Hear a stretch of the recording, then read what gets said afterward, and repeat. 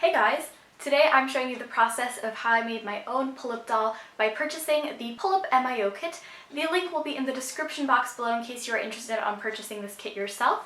So here I have my pull-up doll that I've made. She doesn't really have a name yet, so if anybody has name suggestions, please leave those in the comments down below as well. So it was really fun to do this. It just took quite some time.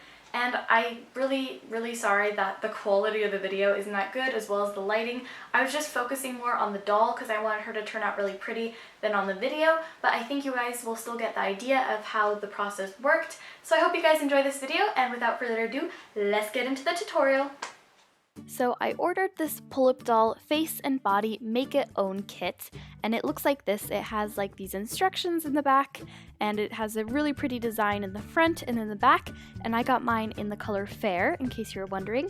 In the kit you get a eye mechanism, 2 wink bars that'll let the eyes of the pull-up doll wink, 2 eyelids that each have a spring on them, and 2 clear eye chips that you can paint by yourself, and also some eyelashes, the face, the head of the pull-up doll, as well as the body. So here's the hair that I will use for my pull-up doll. I ordered it on the same website called pullupstyle.com. I will link it down below, but the wig does not come with the kit because otherwise everybody would just have to use the same hair and that would be kind of boring. So you have to purchase this separately. Keep that in mind unless you don't already have a wig. The first thing I did was take my eyelids, and then I just grabbed the little tiny spring on here and I started to cover it in washi tape, because later when you spray paint it you do not want the springs to get like all gunked up with paint, so we're going to cover them, that way this will not happen. Now a lot of people use Mr. Super Clear to spray paint their pull-up dolls.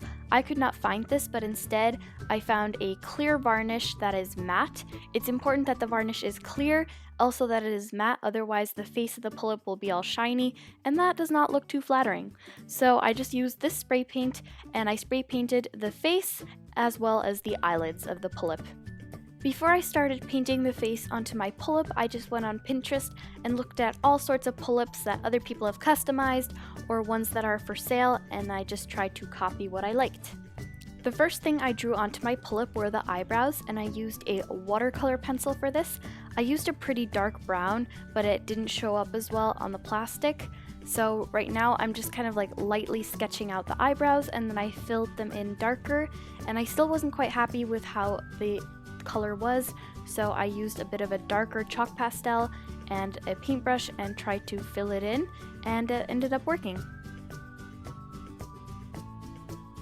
For the eyeshadow on the pull-up, I used actual eyeshadow from my makeup collection, and I started off with one of the lighter colors that I had and kind of tried to cover the whole area that I wanted eyeshadow to be on, and then I started to build up to darker colors. This I think is a really good tip if you are going to use real eyeshadow, because if you go in directly with the dark eyeshadow you might mess up and it won't look as good. So start light and then work yourself to dark.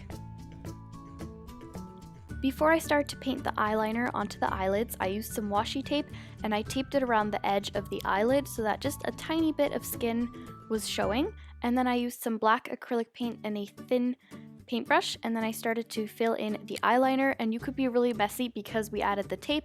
It won't look messy once you pull it off, so that's a really great tip.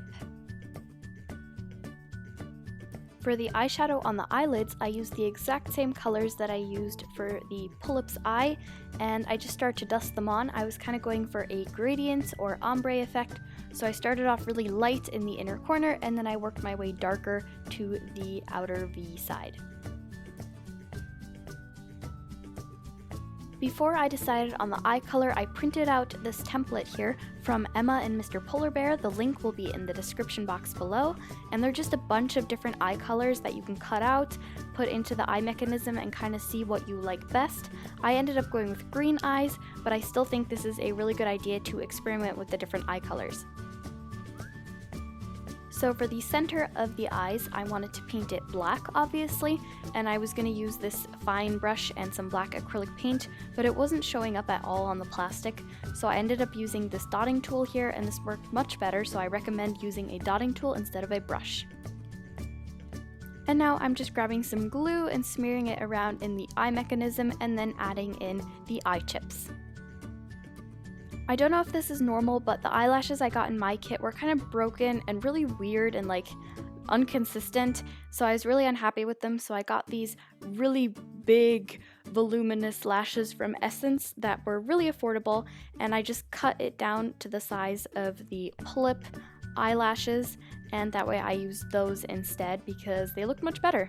So you're going to want to glue these in that little gap in the inside of the eyelid, and don't make it any bigger or smaller because it'll like poke weird on the eyeball and it just won't look nice. Once you're finished painting all your pieces, you're going to place the eyelids into the face, like the inside of the face, and then you're going to grab the eye mechanism and try to place the eyes over the springs, and then place the eye mechanism into the face inside and make sure that the two gaps are facing up. And then you're going to want to take the tinier screws and start screwing them into the holes that are already there. I think you need about 3 screws, and just make sure to tighten that nicely. So here I'm just struggling to grab these 2 springs from the eyelids and like hook them over the little pegs here, but eventually I did manage to do it, so it's not like that hard. Then you're going to want to take the wink bars and add them into the 2 slots and make sure the eyes work. Then add in the body and make sure it's nice and secure, and then add the back headpiece and screw in the last 3 screws.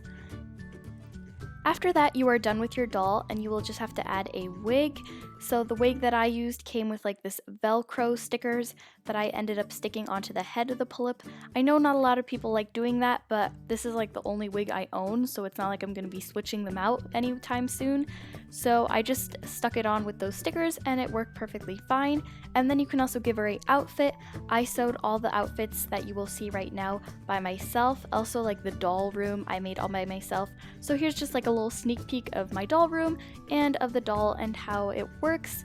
So here I'm just going to be showing you how the eyes work. She can look from side to side, which is really cool, and she can also wink, and you can kind of see the eyeshadow. I also added some eyelashes and some blush and colored in her lips a little bit.